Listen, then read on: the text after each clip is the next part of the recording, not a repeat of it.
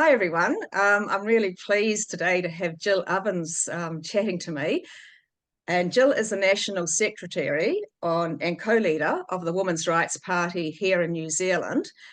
And we're going to talk today about the Law Commission's issues paper, which is a review on whether or not to put the word gender into law, and how that ties in with Sal Grover's Tickle v Giggle case in Australia and the judgment on that. And Jill has, the Women's Rights Party, as a combined effort from several members, has made a submission to the Law Commission about this review on putting gender into law, the word gender into law. And it's really good. I have to praise you for that, Jill, because when I saw it come out and I saw it was 39 pages and I thought, oh my goodness, what a read. And then I started reading it, and it was a really easy read. You know, it was put together really well, easy to read language, and I didn't find it that daunting at all. And I found it like the information in it was extraordinary, to be honest. And I know that, part of that was my contribution in there. So I'm not just praising myself, but that others contributed to it. And, reading through it, it was absolutely great. And as I said, an easy read. And I would suggest to people that when it goes up on your website, which is maybe tomorrow, that, to have a read of it and to go through it, because there's information in there that will be valuable for just so many different things.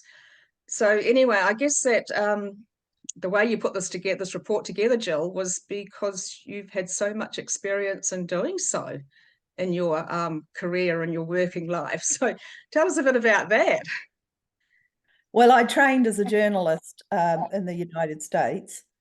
And when I came back to New Zealand, I was in various roles. I edited a community newspaper, and I also worked in public relations. So I'm used to what we used to call the 8-part story, which is trying to keep things as succinct as possible and always using the simplest language, because it's very undemocratic to use language that most people can't understand.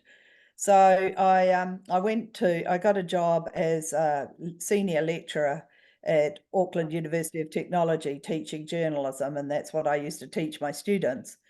And then I got involved in the union movement, and I often wrote submissions to government. And so this submission, the people from the Law Commission were asking for examples.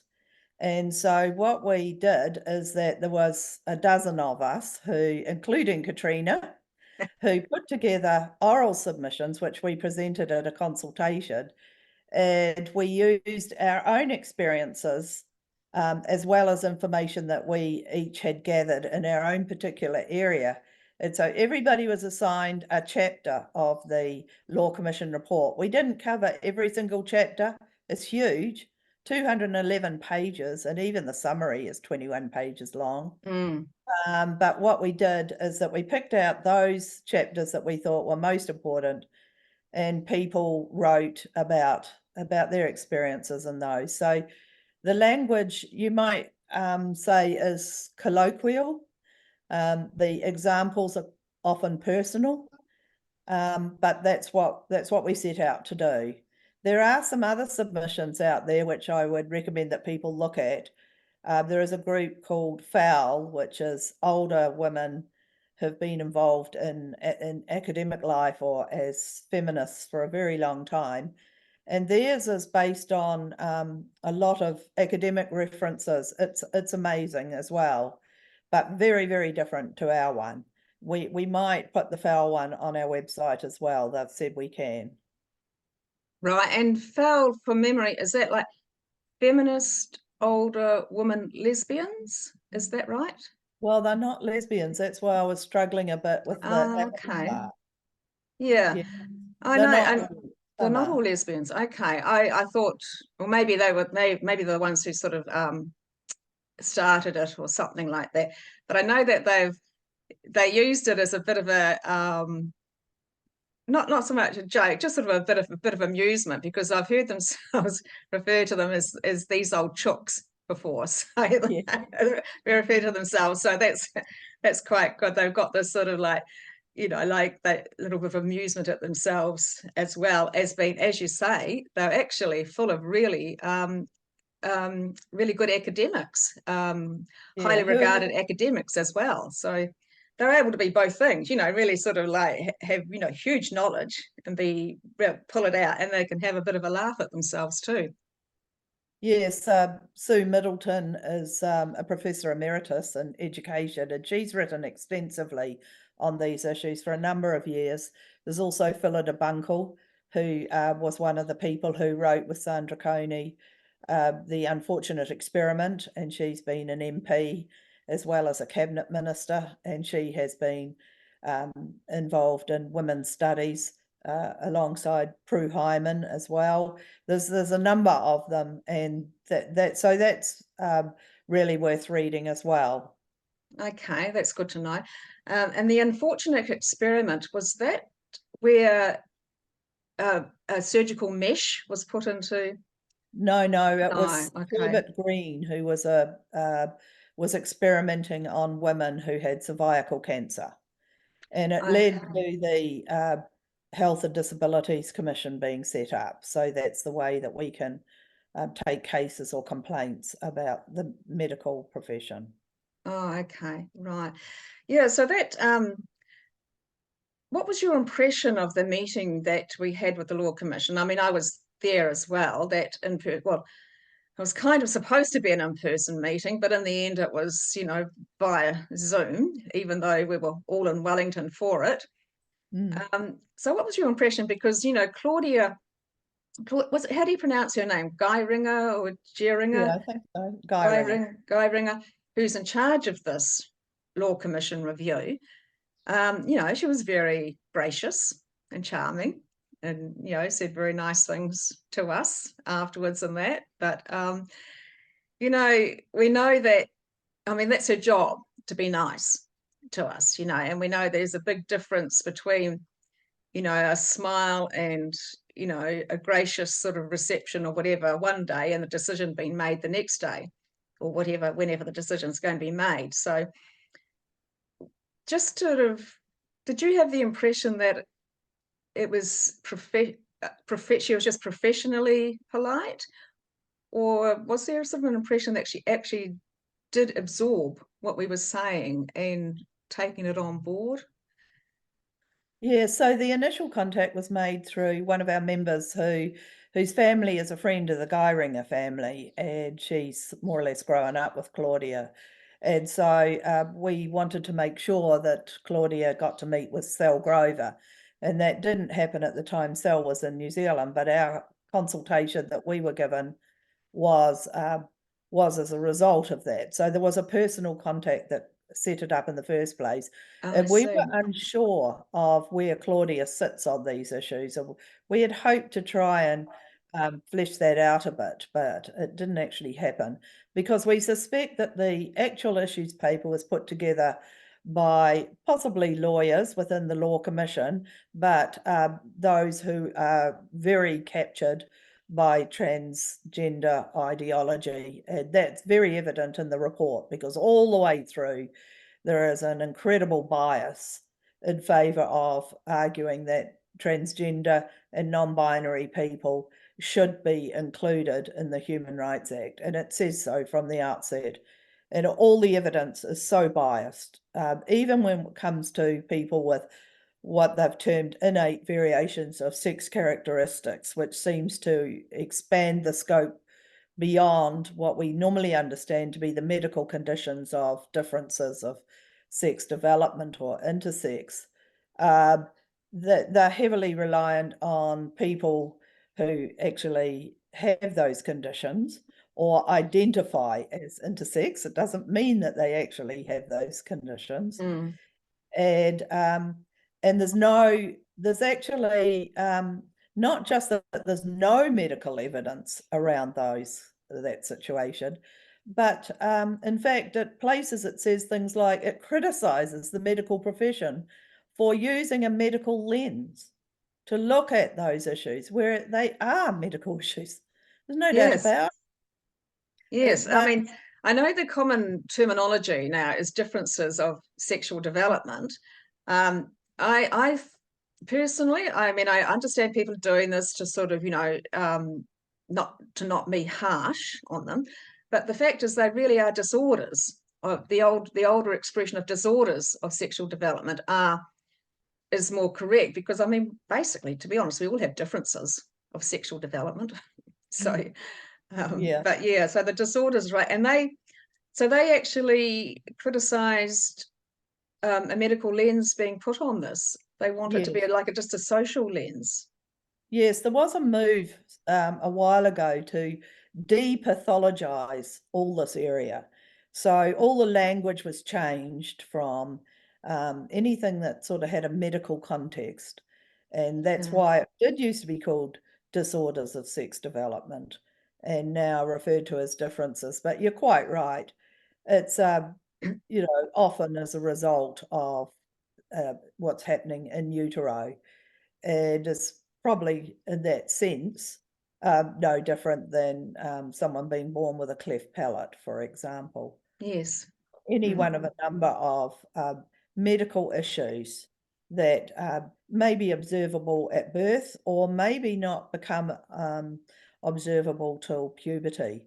So what we're doing right now, why there's a bit of a hold up with our submission, is because we're looking at this particular area and we're having a medical lens put on it by someone who is actually, a doctor who specializes in obstetrics and gynecology. Right. So you can get, obviously you want to get that right before sending it the official submission in. So I mean, I don't know if you've heard this or not, but it's only anecdotal to me. I've only heard it. I haven't read it anywhere. That when you're talking about depathologizing, they want to depathologize anything to do with trans or differences of sexual development or whatever.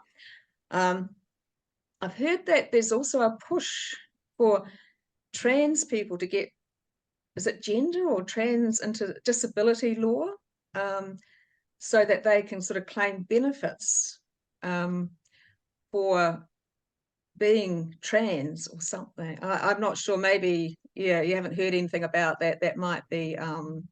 That would be inconsistent with the whole approach. Yes, yes, it is. Yeah. Depathologizing. So even the term dysphoria, which used to be called a disorder, gender Mm, identity disorder, was changed to dysphoria, and even that's contested now because they want to, as I say, depathologize the whole thing. So mm.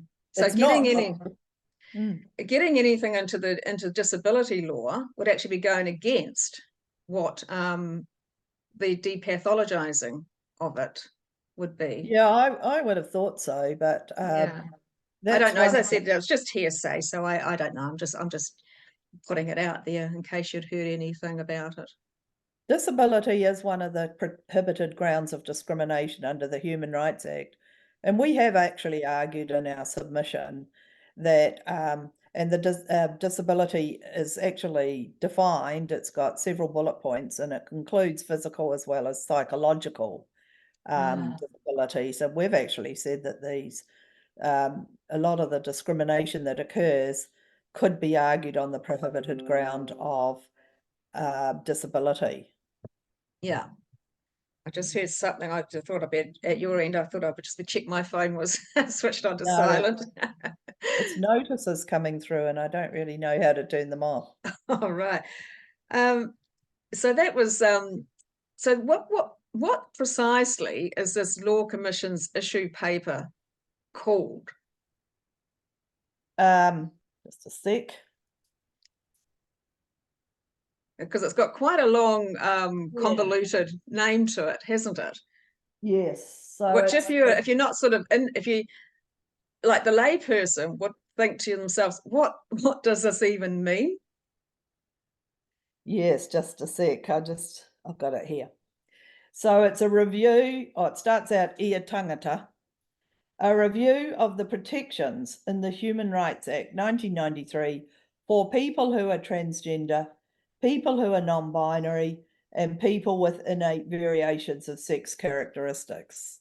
So that gives you a tip off to the language that's all the way through. That's a very PC way of putting it. It's like when we changed to people with disabilities or Right. you know.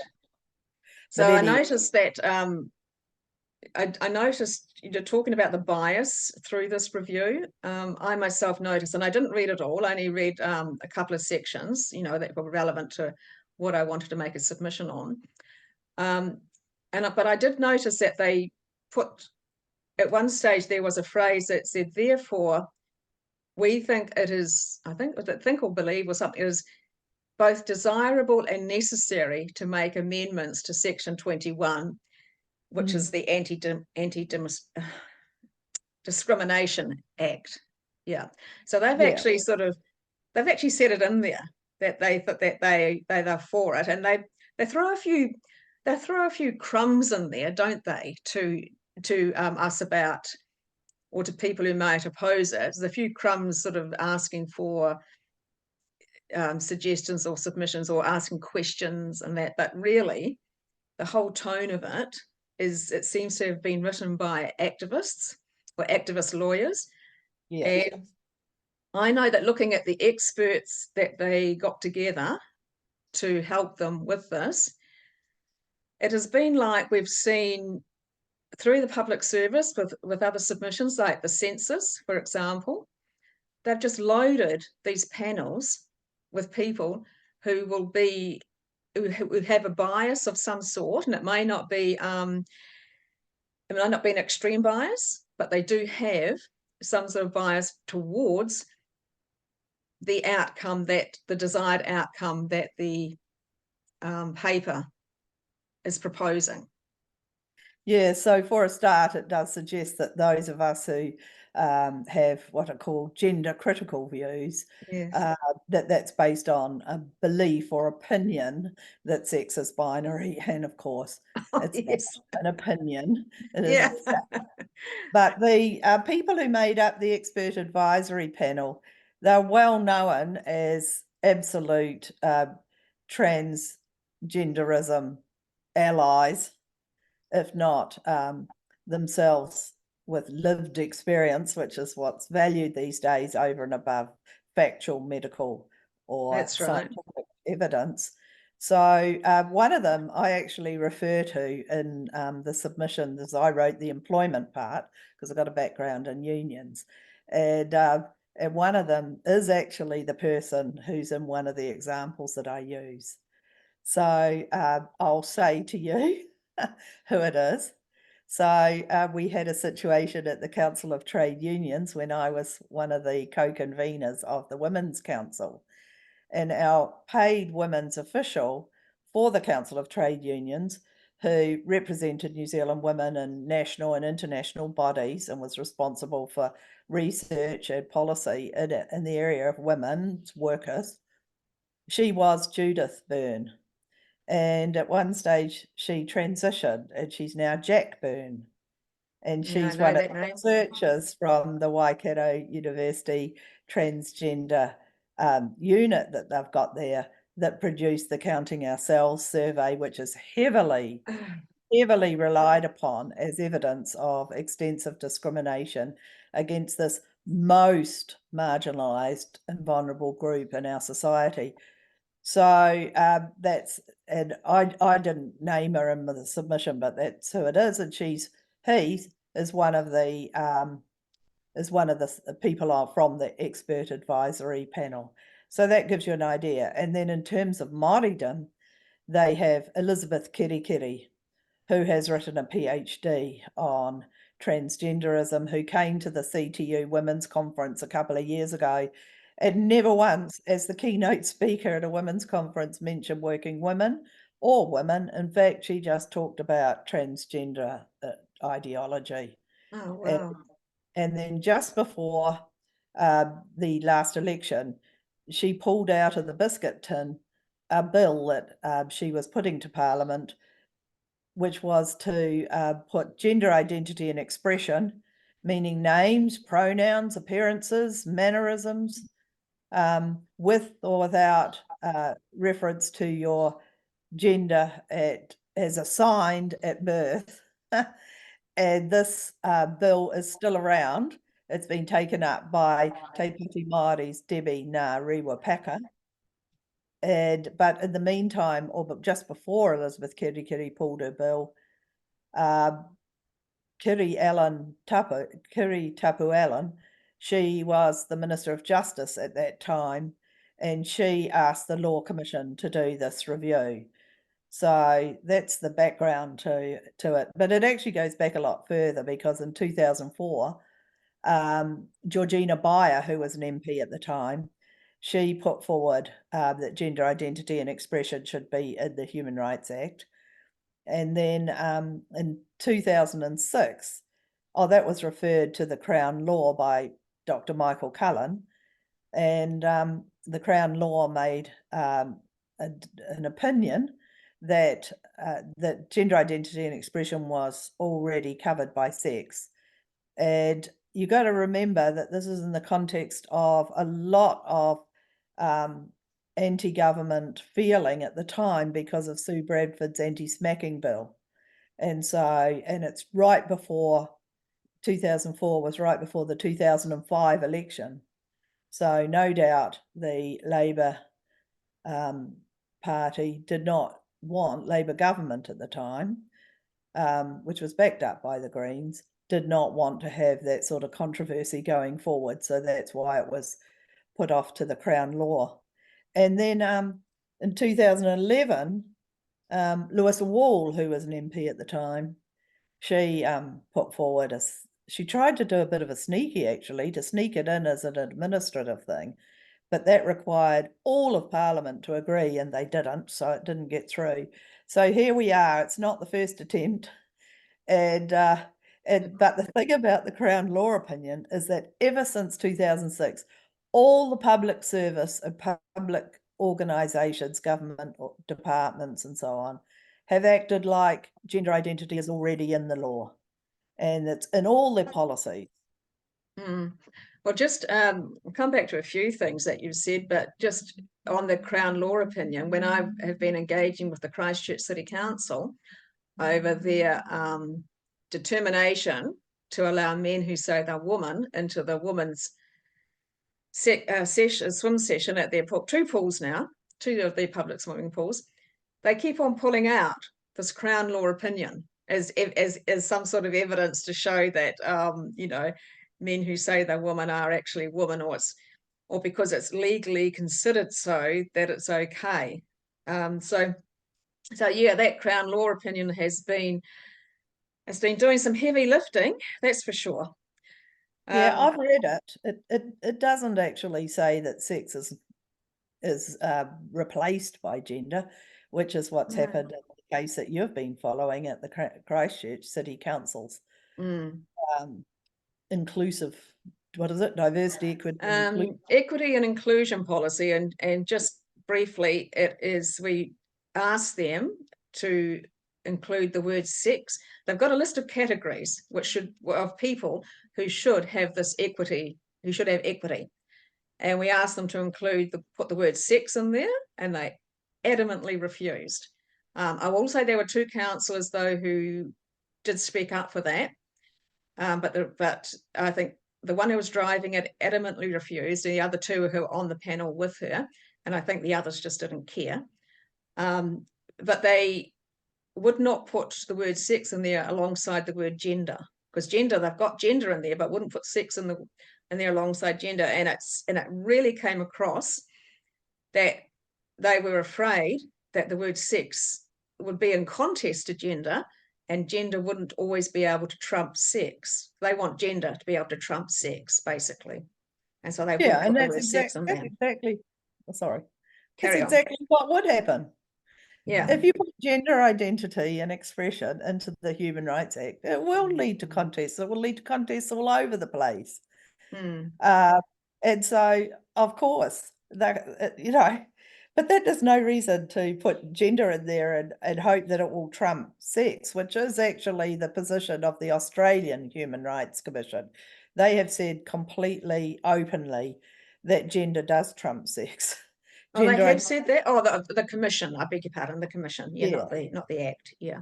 Well, the Australian Human Rights Commission were part of the, I can't remember the term now, but they have a right to intercede. That's what it is in a case that is around the Sex Discrimination Act, and they did that in Tickle versus Giggle. So they came into that courtroom and they made arguments around the precedence of gender identity, and they had a conference subsequently which Sal Grover attended, and they clearly said gender trumps sex. Is that right? Oh, wow.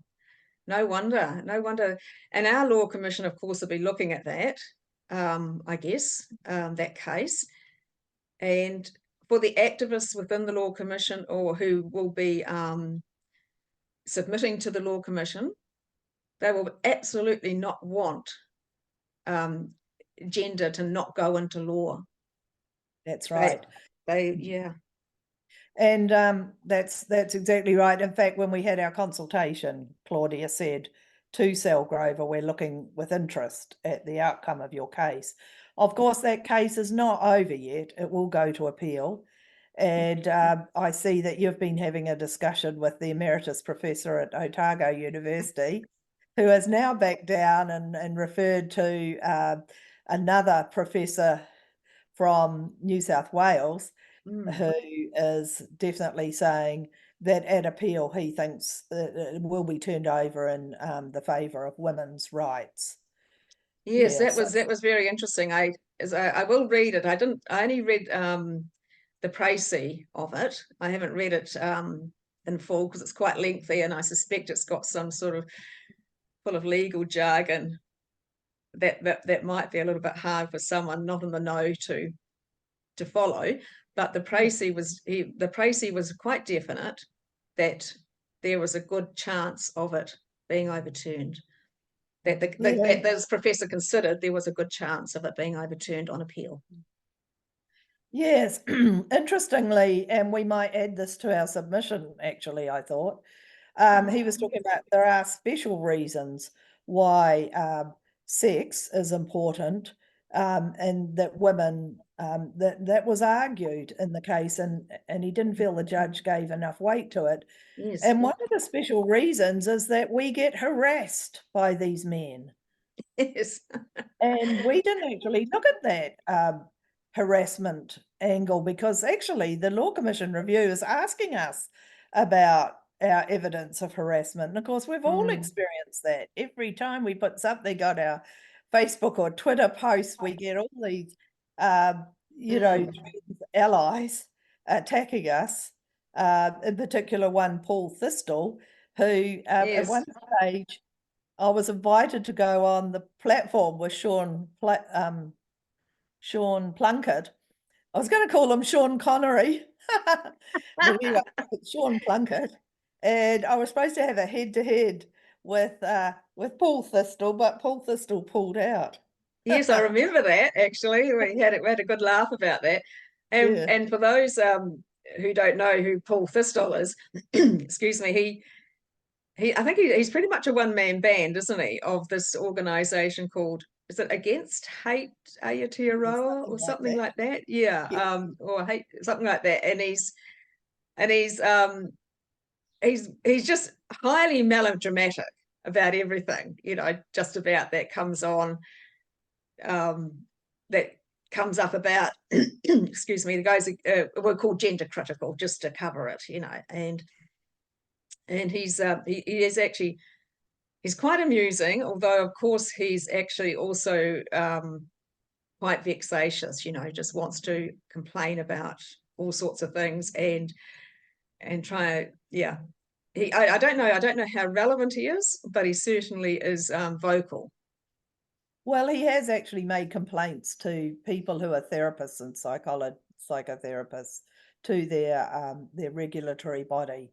And so I've actually seen a case that he made against one of our members, a complaint rather, to her regulatory body. And she's actually retired now, and she's not actually even registered any longer as a therapist. And the regulatory body, I can't remember which one it was, Psychotherapy Association or something, they actually chucked it out.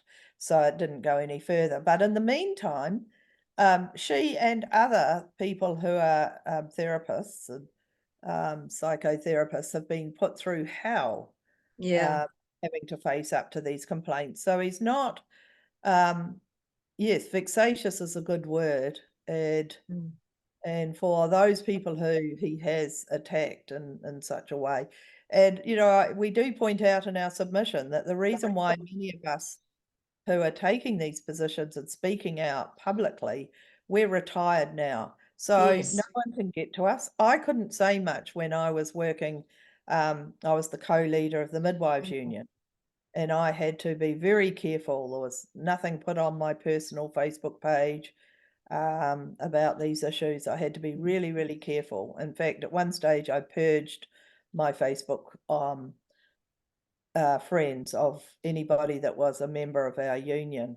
So, you know, you just have to be really, really careful when you're in Mm. employment. Um, And there is a misconception, isn't there, that it's only older people who care about this. But that's mm, not true. As you say, it's only the older people who have the ability, for the most part, to speak up about it with impunity. Well, with apart from getting personally, you know, piled on or attacked or anything like that, they can't go after our jobs, our careers.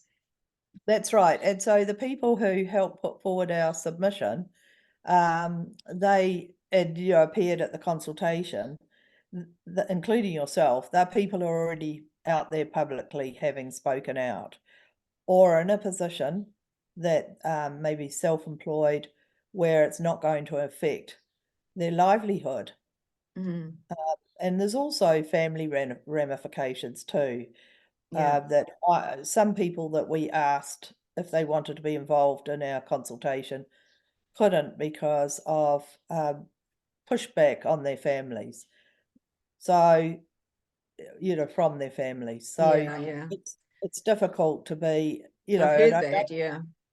Like some people are definitely held to ransom by their children, by their adult children, about speaking out. You speak out, I won't speak to you again, or I won't let you see the grandchildren, and things like that. So it's not right, but I can understand why some people would be reluctant to push that. Although I will say that there are some women, of course, and I suppose men who have said to their children, "No, I I'm speaking out about this. You do what you want.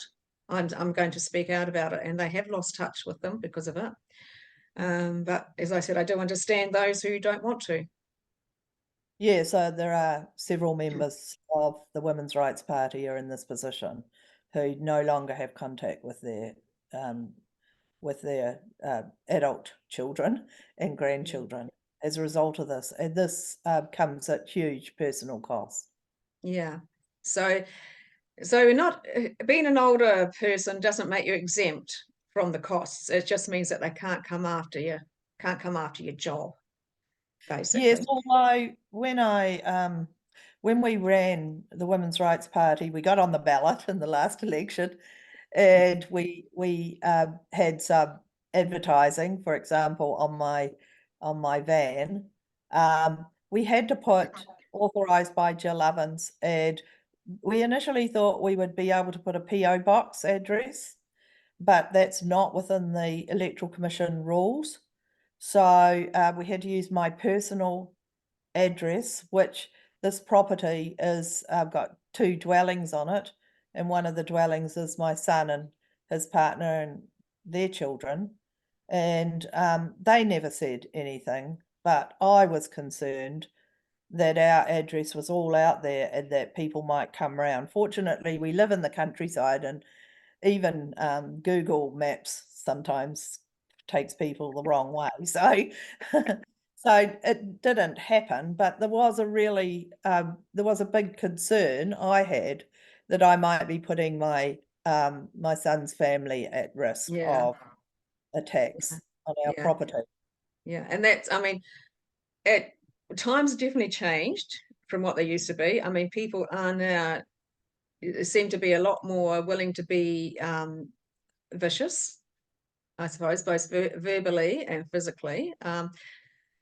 So and I just want to, getting back to this bill that was drawn out of the biscuit tin, and for people who don't know what the biscuit tin is, it's kind of like a it is literally an old biscuit tin, Yeah. isn't it? I was In surprised. Parliament, yeah. I thought they might have replaced it at some stage with something that looked more technologically upmarket, but no, it's an old biscuit tin. Yeah, and I think members of Parliament can put in their own personal bills into it, and they get drawn out in a lottery kind of way. That's correct, isn't it? So, Yes, and there's another one that's sitting there that was, I'm pretty sure was drawn from the biscuit tin too, about the same time as up for submissions, and that's Tamati Coffee's bill on surrogacy. So that's yeah. submissions on that are due September, no, yeah, September the 18th. And the funny thing about it is, think about all those MPs I've mentioned. Lewis Wall, she got taken out in terms of her seat, her safe seat at Manurewa. Elizabeth Kerry was taken out by the Greens. Well, she got the boot. Yeah, Let's put it plainly. She got the boot. yeah, because she was impossible to work with. And who did? Oh, yeah, Tamati Coffee didn't get given a seat that was winnable by the Labour Party. So they're all gone, boys. And yet, yes, the result is that we're facing all these issues. Yeah. And I will say that despite, like what we're naming a lot of number of Maori women who are in here, I will say that right here that the Maori women's group Manawahine Kuriro utterly reject gender identity ideology, or that it was ever a part of their culture. So this is not something that is endemic throughout all Maori, that they believe somehow in this gender identity and how it's always been in the culture, and colonization ruined it, something like that. No, they do not all believe that. And Elizabeth Kerry, isn't it so funny, isn't it, in her thesis, page 82, for anyone who wants to look it up, she actually denies in her thesis that there was any evidence of, I don't know quite how she puts it, any evidence of gender identity in the Maori world before colonization. She actually says that in her thesis, and I don't think she ever quite realized that it was going to come back to bite her on the rear end like it has. So she contradicts herself, and it's fashion. And I would say, because it's fashionable to now be all for gender identity ideology, whereas when she wrote this, I would say it was the pre-fashion era of that. Yeah, so we work closely with Manawahine Kororo, and we invited Di Landy to come and speak to the Law Commission at our oral submissions. And as it happened, Rex Landy came as well. And they've made a separate suggestion, which was asked for by Claudia Geiringer, that they make a separate submission. And fair enough. But any of us who've been on a marae know that the carvings on the marae are very sexed. It's very obvious, the carvings that represent men and those that represent women. And that women there's no doubt about it, that women had high respect within Māoridom, because we are the ones that produce the next generation, and that's been the case going back in history.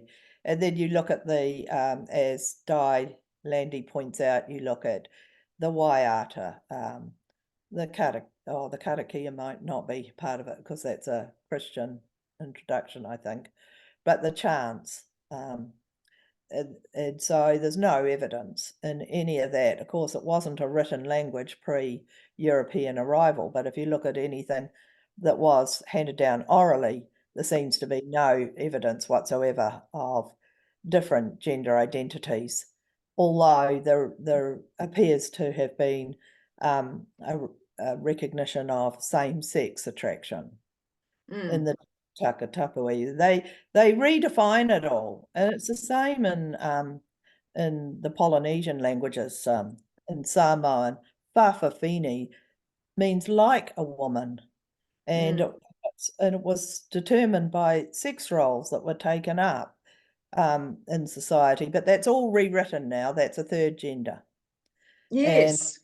Yeah. just it's just yeah, it's not what was understood at even a few years ago, because I've been involved in the Labour Party in South Auckland for um, a long time, probably 20 years, and of course predominantly Pacific, and also working for the Service and Food Workers Union, having a lot to do with Pacific peoples, and that's how I understood from them that whawhawhine was meant to be, not that I am a woman, I am like. Mm. Mm. And I wrote a story about a woman who had been in jail with a man who said he was a woman. This was back in 2000. She was in there in 2012, I think it was, and he actually physically assaulted her in that in jail, um, and and since then, and partly as a result, but also because of some other things that have happened, things have changed a bit in the women's jails in New Zealand, where the men who say they're women can still go into women's jails, but they're not put into the same cells. They're never put into the same cells as women. Now, what was I was going to say something very profound about that, and it's gone out of my head. So I'll move on to this the survey, this counting our surveys. It was mentioned before, counting ourselves survey, and that was, as you say, that was brought up in the Law Commission review, and it is cited so widely as well in other things, other documents and publications, as though it's evidence. And this is the thing that gets, this sticks in my craw, this thing about evidence. It's cited as evidence, and as you say, it's as sloppy as all heck, the survey, and yet they have the gall in this Law Commission report to refer to surveys that might be done by others that may have sort of like leading questions in them or something like that. So they're kind of, the inference is that they're unreliable. And this counting, so talk to us a little about this counting ourselves survey, because, as I said, it's so widely cited and it's really poor. Yeah, so the leading questions thing, they're critiquing polls that different groups have commissioned from respectable polling, marketing, research companies. So anyway, by contrast, this survey is a self-responded online survey. And if we look at the CAS report, they actually threw out those sort of surveys that have no control group and are self-selected as not being good research. Nevertheless, we continue to use it as a source of evidence, as it were. But looking at it, I initially thought, oh my gosh, nearly half of the people that responded identified as non-binary. Put that alongside nearly half the people were in the age group of 14 to 24. Put that aside, alongside the fact that they were mostly European, and that there were more trans men, i.e. women identifying as men, than the other way round. And I thought, that's not representative of the trans community, but actually it probably is now, because of the explosion of young women, girls, who have taken up particularly non-binary you know, as their gender identity, which is a nonsense because there's no such thing. And the other thing that I have to say, not to do with the Counting Ourselves survey, but quite funny, is that the non-binary people reject the sex binary. They are neither Yes. one nor the other. But we are now expected to accept that there is a binary of cis people and Yes. trans people. So Oh I goodness, Jill, that's such a good observation, because that's ironic. exactly what the judge said in the Selgrover's case, isn't it? Yeah. Oh yes, well that what the judge came up with, and I haven't read the full. I only read the summary, but it's 85 pages long, so at some stage, probably worth reading the full one. But what the judge found was Roxanne Tickle, argued that he was discriminated against because in terms of direct and indirect discrimination, and he was claiming $200,000 Australian dollars in, Yeah. in, in damages. But what the judge found is that he didn't get discriminated against directly. It was not because he was transgender that he didn't make it onto Selgrover's uh, Giggle versus Giggle app.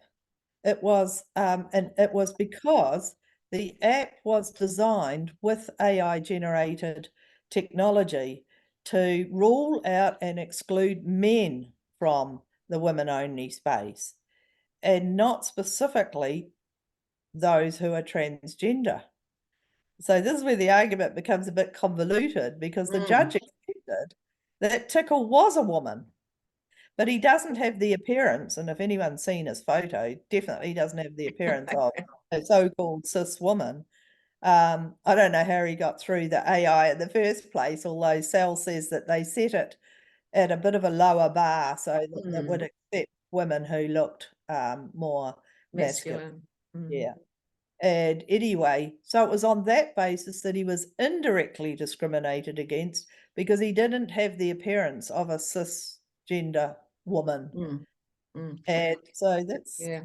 It's absolutely bizarre, because, what we do as humans is we look at faces. This is what we do. This is what we're wired to do, is look at faces and make judgments. And these judgments are based on all the clues and cues we've picked up since we're babies about the world and the people in it.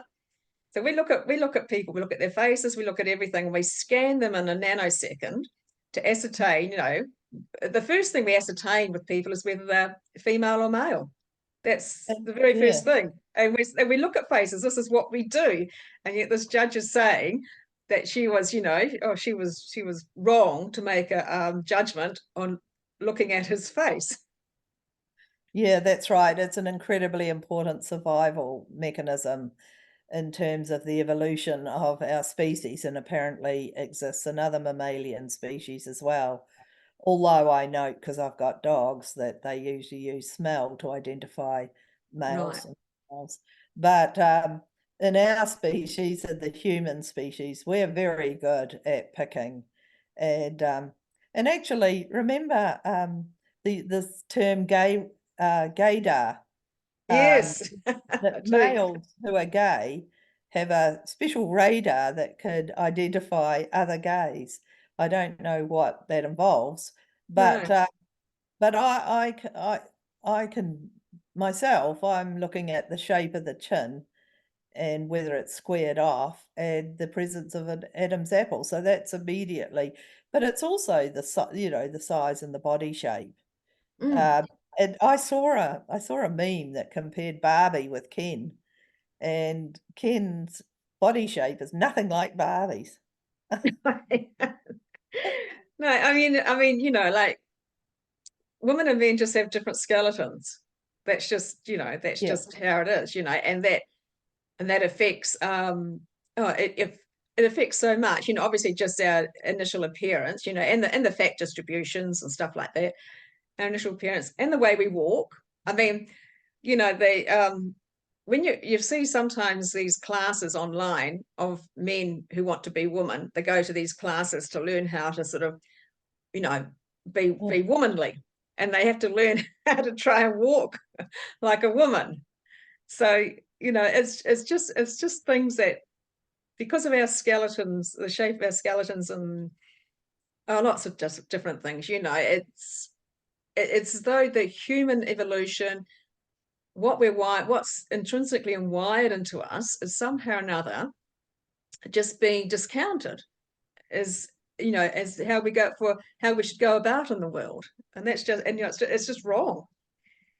Yes, our childbearing hips for a starter. So And from that, the Q angle, which means that our thigh bones, as they come from our pelvis, are at a different angle than men's, and that's what makes us vulnerable to certain injuries in sports such as rugby. yes, and the knees, apparently, netballers, I think, have a lot more knee injuries. I think part of that, I think, what I've heard is that when you play indoor netball, of course, the floor, you don't slide on the floor as much as you do on like an asphalt surface, and that you stop more suddenly when you're playing on Yeah. an indoor surface, and that sort of, and that's why netballers can suffer, because obviously most of them are women, can suffer from knee injuries as well, and that's to do with also the angle that they come in from the hips, the legs come in from the hips. So I've Yeah, heard. I sprained my ankle playing, it was indoor basketball against the post office team in Huntley when I was working at State Coal Mines. It was a women's competition, but it was rough as anything, and I ended up being knocked over and sprained my ankle. So it, you know, it's Yeah, it's yeah, it's if there was men present, I'm sure it would be even worse.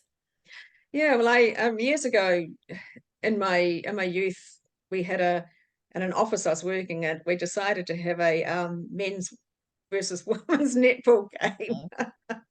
Oh my goodness, it was excruciating. Well, we just kind of thought, that the men were going to come in and play like the women did in a netball.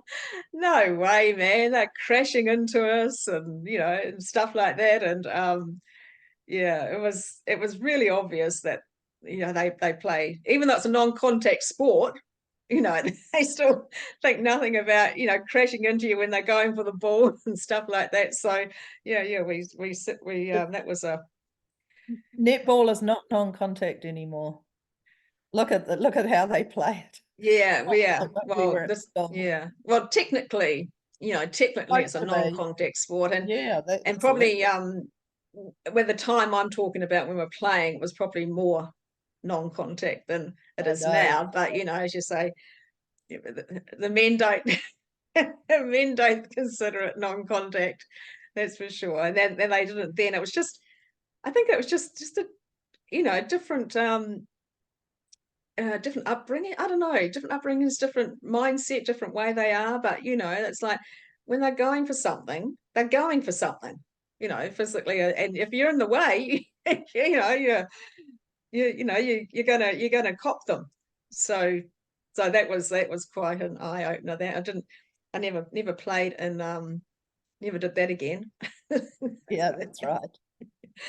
um, so going back to the Tickle v Giggle case, and the judge there, of course, they said that he'd looked at 30 years worth of similar cases or something like that, so came to the conclusion that sex was changeable, that it and and I Yeah, and that's incredible. bizarre, yeah. I know, 30 years ago, it just doesn't seem likely, but we'd probably have to look at the full case law What it's around that. looking at. But there's plenty of evidence from biologists and scientists that sex is not changeable. In Mm, fact, Richard Dawkins has said um, that the sex is pretty damn binary. That was his expression, and we've got it in our submission. yeah, Um, but it is contested even amongst biologists and scientists, but it's just a nonsense. The species would not have survived this long if it wasn't binary.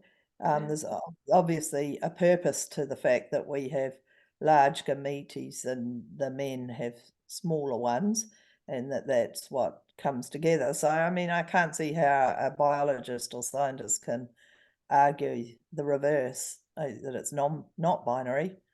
And yeah, and one of the things that's come into that, which we've got in New Zealand and is a very great danger in terms of this sort of legal arguments, is that we have allowed self-sex ID in the Birth, Deaths and Marriages Act, which creates a concept of illegal sex, which is a nonsense, an absolute nonsense. Yeah. And So you've got the I paperwork. It's like you've got the paperwork to say know, that you're female. Oh, you must be. Yeah. And and it's unlike ridiculous. that, that's right, and unlike some of the laws in Australian states, ours no longer requires that any sort of living together as a woman for a period of time, which we used to have. Mm, It used to have uh, gender, yeah. realignment surgery, which we would call femininization or masculinization Mm. surgery. No, But but that's but cosmetic. It doesn't change your sex. no, no. You're still And equal. like you got to be fair, Jill. I mean, by the time that they apply online to change the recorded sex on their birth certificate, they do have to wait a whole 3 months before No. before it gets finalized, for them, give them time to reflect and everything Uh, to make sure they're sure about it. And it costs, I think, like a horrific $50 to do it. uh, So yeah, so so it's really onerous. Yeah. um and so we've got the situation where passport was used as evidence in the boxing at the Olympics of yes. two of the boxers' sex eligibility, I should say, of their eligibility to compete in the female category. And the whole point about women's sports is exclusion on the basis of not being eligible to compete. And you're not eligible to compete in women's sports if you have XY chromosomes and testosterone levels in the realm of the male testosterones. And I did look this up, and it's stark, the difference. For females, the testosterone level is something like 15 to 70 for adult human females, and per NG-DL, whatever that is. Yeah, yeah. But the men's is 260 something up to Yeah. 1,000. The two ranges are completely separate. So women who are suffering from polycystic ovaries that have high testosterone levels, they're still only high in terms of women's range. They're not going to get up there into the men's range. Yeah. And similarly, those men who were born with XY chromosomes, but appeared at birth to be girls. Once they've gone through male puberty, their testosterone levels will be in the male range, not the female range, Yeah. and Yeah. They're trying to suppress that amine Kelly's testosterone, but they'll never get away from the male advantage that he has. And No, it's because obvious. once you go through puberty, and even now, I've I'm hearing people saying that, even before puberty, there really is a difference in the way that boys and girls sort of behave, and the sort of the roughness with which they apply themselves to physical activities, even before puberty. Yeah, That's well, somebody who came through the second wave of feminism who brought up her boys to be able to play with. I had a doll's house, and we used to go and buy dolls furniture for it. They loved it. They enjoyed it yeah. until they started bombing it with their GI Joes. But I went to kindergarten grandparents' day with my first grandson years ago, and I was really surprised to see that even though there was absolutely no direction by the kindergarten teachers in this respect, the little boys were all over the jungle gym playing firemen, while the little girls were over playing in the water thing, making cups of tea. So, this is not probably anything to do with their innate characteristics. It's something that they've learnt by observing their parents and what they see on TV, etc. But and people will dispute that. But I saw that with my own eyes, and I have to say I was really surprised. But Yeah. I used to be involved in La Leche League, and we used to get together with all our kids, and obviously there was a mix of boys and girls, and they were predominantly preschoolers, and um, well, and get, getting into young children.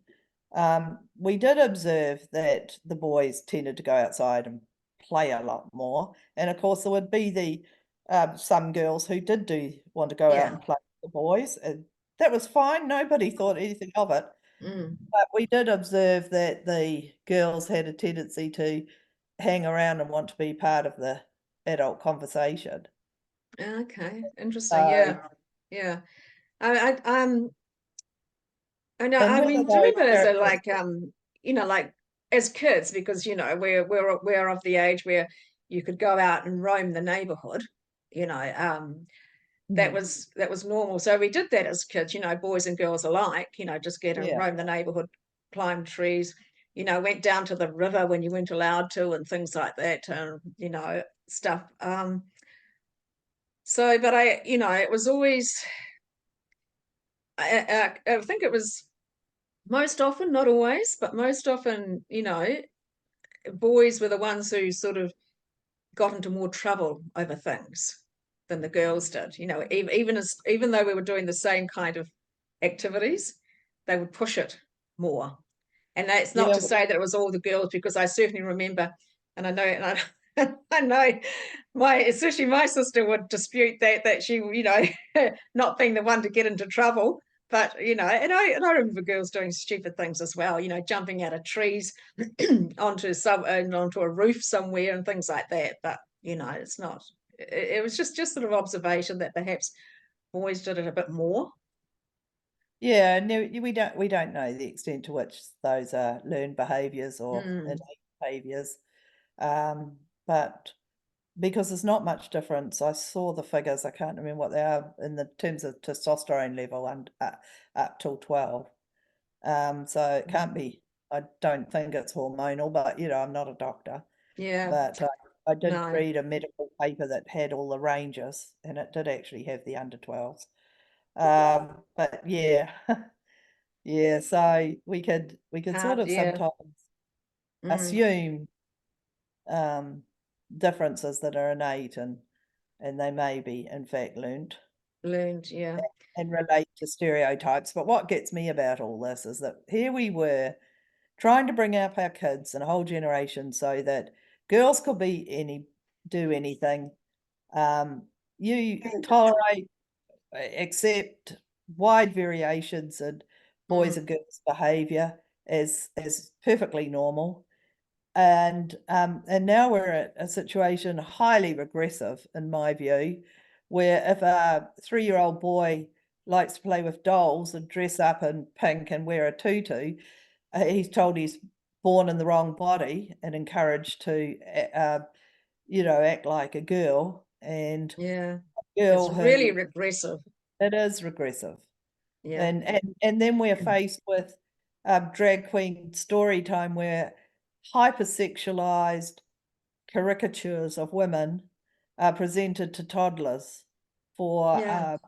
as Mm, reading books. It's not even for entertainment, and we never worried about drag queens when they were mm. entertaining for adults in K Road, or don't know what the No. equivalent of Christchurch is, but every town had its area where that such Yeah. adult entertainment I happened. mean, they just did. I was listening to that guy called Andrew Gold. He runs Mm. a podcast called Heretics. Heretics, yeah. Um, and he was interviewing. There's an actor called, I think, James Dreyfus or something. He's an English. It's an English podcast, and he's an English actor. He's an older guy. He's sort of like maybe our sort of age group or something as well. Um, and he was talking about the fact that you know, I don't know if he used the word okay, but he said there were places for all these people. There were clubs, there were organisations, but you just didn't bring them out into the sunlight, so to speak, And he said that was okay. People kind of accepted, There were, if you were a certain way, you went to a club or a nightclub or some sort of place for that.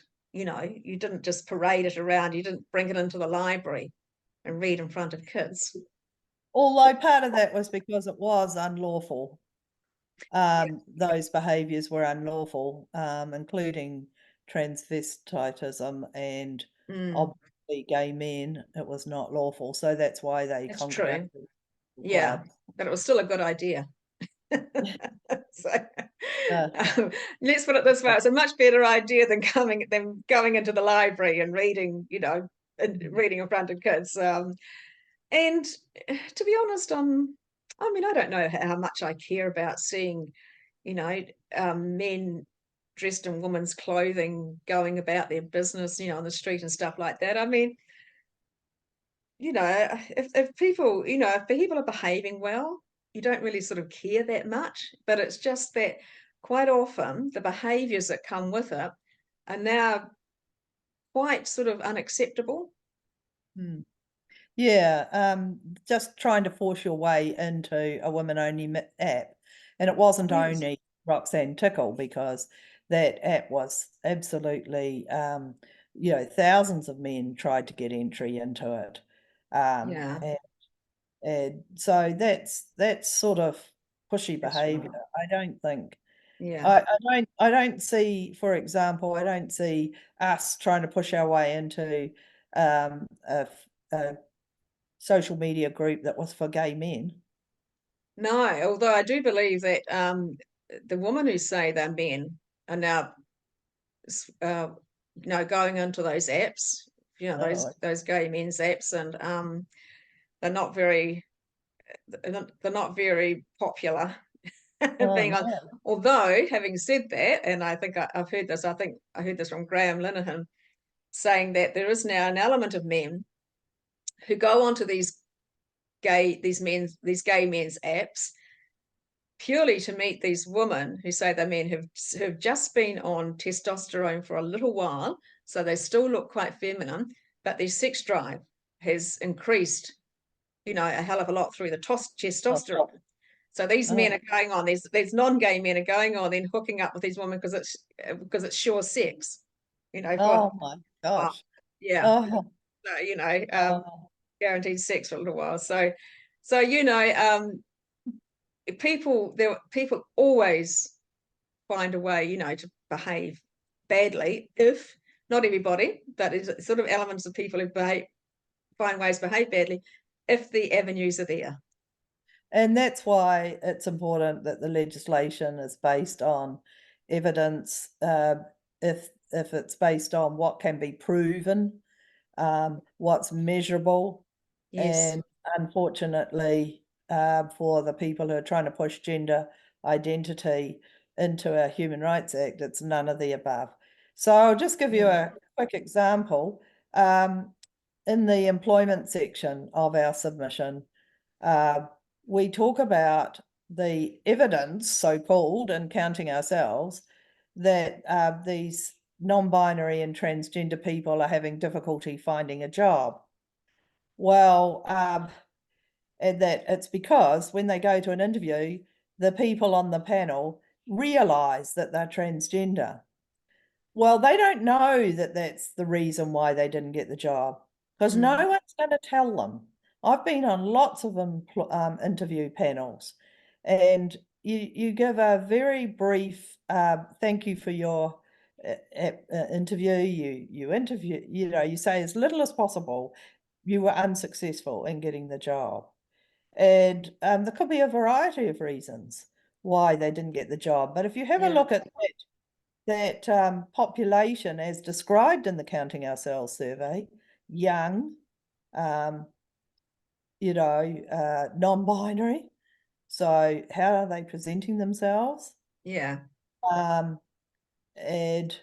I no one would say it, but if you were applying for a job and you were very spoken about your gender identity, you might actually scare off a potential employer. They might start to think, oh, are they going to be trouble? Yeah. Or what we used to do is we used to have a person from the staff be on the panel to see if there was going to be a fit Yeah. with the rest of the team. And Yeah. if you've got somebody who's being really aggressive about their gender identity, that could be problematic. But, you know, I would suggest that many young people in that age group have difficulties finding a job, and you'd never be able to prove the reason why. Yeah. And from my experience in the workforce, one of the things that was sort of came through time and time again is that, as you say, people who are interviewing you, apart from ascertaining whether you've got the skills for the job, that also ascertaining whether you're going to be a fit into the team they've got there already. That's absolutely a part of the interview process. And if you're coming and dressed in a way that is like against, and it may even be an unspoken dress code, you know, in the workplace, you know, coming and dressed in a completely opposite way to that or different to that, and you come in with the expectation that you have to be like pandered to, because this is very much part of what would we call it, trans queer ideology now, is that you know, you have to be the victim. pandered to. Yep. As you say, you're going to perhaps are going to look at this person and think, well, gosh, you know, they're going to you know, they're going to be a handful. You know, they're not actually going to be sort of like a part of the machine, as much as people don't want to think of themselves like that. You know, they're actually going to be costly in times of what they're going to take up in managing. So I was discriminated against, and I know about it. So I'll tell you what happened. I was in the process of leaving my husband as it was, but I was moving from Taupo up to Auckland, and I applied for a job in Auckland. And the people on the panel asked me, was I getting divorced, or asked me about my marital status. Was that the reason I was moving from Taupo to Auckland? And I said, you can't ask me that. Marital status is clearly prohibited grounds of discrimination. Right. I did not get the job. They re-advertised, and about a month later, I got offered the job because there was nobody else as well qualified. Anyway, I started in the job, and somebody who was on the panel, who's actually was their staff rep, said to me, you know why you didn't get the job the first time round? It's because you gave that answer, you can't ask me that, and we thought you might be too bolshy. Oh, right. So I didn't make a complaint, but I was discriminated against. I would not, if she hadn't told me, I'd never be able to prove why I didn't get the job. Yeah. So unless you, as you say, unless you get told directly or in some way, then you're not going to know why you haven't got the job. I've only ever in my lifetime been told once why I didn't get a job. And that actually proved to be quite useful feedback. It wasn't, so I was quite pleased about that, but that's only once in my lifetime. And I've worked for, like, you know, I've been in the workforce for, you know, more years than I care to sort of say here. Yeah, so had I taken a complaint, I might have lost anyway, because being a Bolshevik is not a prohibited ground for discrimination. So anyway. So this Law Commission review, it's got to be in by the 5th of September. That's correct, isn't it? Thursday week. And how long are they going to, when did they say they would decide? Was it like mid-2025? June 2025. Right. What's quite interesting about it is that I tried it out yesterday in the personal submission. Do you know that without giving detailed answers, with the background that I've got, having read the whole thing twice and prepared this huge submission with others, it still took me 4 hours to do the online submission. Oh my goodness. Mm. So So, people would give up. well, yes, exactly. And so we have prepared guidance for our members, but there is a Substack called The Ministry Has Fallen. And she, I think is she, has produced a really good guidance that I think was better than the one that I initially wrote.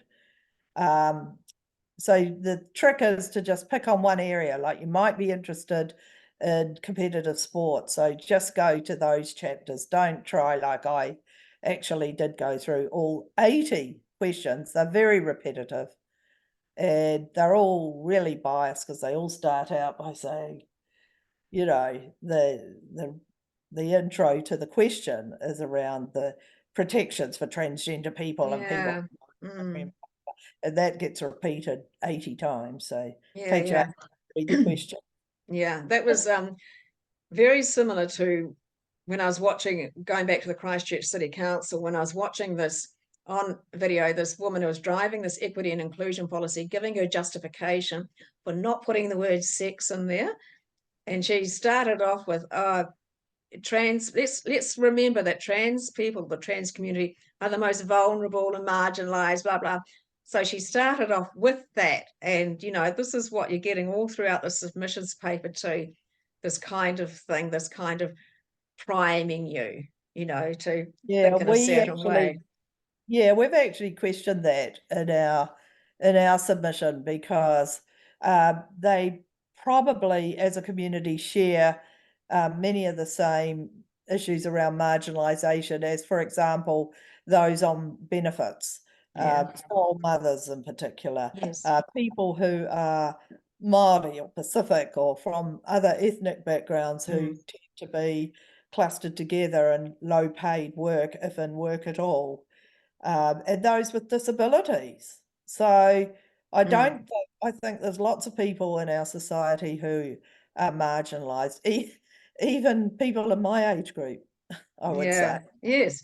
I mean, that's absolutely right, Jill. They do not stand out as exceptionally so compared to, as you say, there's several, they probably share a lot of these, the same um, discriminations or marginalizations as other groups in society. They're not sort of a standalone one. Imagine So if I went to try and find a job yeah, at 71. yeah. In How old fact, are you? I What'd you say? 71. Oh, okay. Right. Yes, I'm a lot older than you. A little bit. Yeah. Yeah, but that's but you're right, you know, you like if you know, like it's been an older person and an older woman, you know, who all heard the stories about that, you know. But that's a very good point that you make, that there are overlaps amongst several groups, you know, Mm. that share the same commonalities of, you might say, marginalization. So that's actually a very good point. And I'll put that I do follow her Substack as well. The Ministry Has Fallen, and by what is it, Gar Wungal or something? She's I didn't say because I don't know how you pronounce it. Garfugal, Garfugal. I'm not But sure. no, But so she yeah, yeah. she writes under I mean, we're, as you say, we're both presuming it's a she, under a pseudonym, and obviously she would have her reasons for that, possibly, as we go back to that whole thing about your job, possibly. But I'll put that link below. And I also put the link to the Women's Rights Party and the submission, so that people can read it. And as I said, it's looks a bit daunting at 39 pages, but it's an easy read, and it's full of information that you'll find valuable to use in all sorts of situations. So, Well, you may find it's more than 39 pages by the time I had this thought that I just picked up about harassment. You know, yes, that yes, the reason why we want women only social media yes, pages, we don't yes, want to be harassed by all these blokes who are identifying as women or yeah, their allies, because actually, usually it's the women who are allies of the trans community who are the worst. One of them is attacking a guy that I know, and every time he puts something up, and he's very widely read, he's read all the books, um, these people say, "You're a man, you have no right to an opinion on this." Yes. I know So, that's a whole nother discussion, isn't it, about why there are so many women, yeah. um, like championing the trans ideology against their own sex. So I mean, Yes, I have a few thoughts on that, but yeah. it's a conversation and a half, that one. Yeah. And I realize that this has got to come to an end sometime, and you and I could talk forever, but there's just a couple of things. September the 19th is Suffrage Day. I mean, we have Pride Days and Pride Months and Pride Weeks and all the rest of it all year round. But there's one day of the year, or two actually, because there's also International Women's Day in March, but it's in New Zealand, our celebration of the winning of the vote by women. And that's September the 19th, which is the day it was brought into enacted in law. And I think that even though the submission period will have finished, that the Law Commission is definitely going to be busy ferreting away at all the evidence through to next year. So I think we should all come out on September the 19th, wear white. If you could get a sash that's got the colours that suffrage is purple, white, and green, and have some sort of action and do it all over the country. So I think that that's a good thing that we could do. And Yeah. hmm, Yeah, perhaps we will might organising. I mean, I just scoffed at International Women's Day before because, of course, that now they include men who say they're women in that. oh, So do they? Oh God. yes, yes. So yeah. Oh, So is that everything's ruined. Suffrage Day though is probably the one thing that was definitely can stay with women because you cannot say that men who say they were women were part of that. yeah, so last year I went down to Wellington and we had some suffrage flags, and we know that they're not going to fly it at Parliament, even though they fly the pride flag at Parliament. Yes. Not even on suffrage day. So we took some Yeah. flags into there, and we got hunted down by the trans allies in Wellington, who are particularly vicious lot. And they followed us around. We had a protest outside the Ministry of Women's Affairs as well prior to that. But anyway, they were right in our face, accusing us of appropriating women's rights. I thought it was hilarious because they're really young, and amongst us was Prue Hyman, who used to teach women's studies before it was scrapped by Victoria University. Yeah. Other women who have been active since the 1970s, including some lesbian women. Well, Lava was organised that protest outside the Ministry of Women's Affairs, so predominantly lesbians.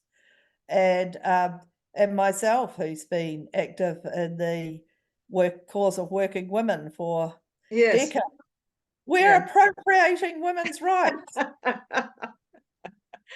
And they'd be parroting it from somewhere, just from their gender studies or I mean, Yeah. there's one thing you can say about this trans rights movement and that is that they have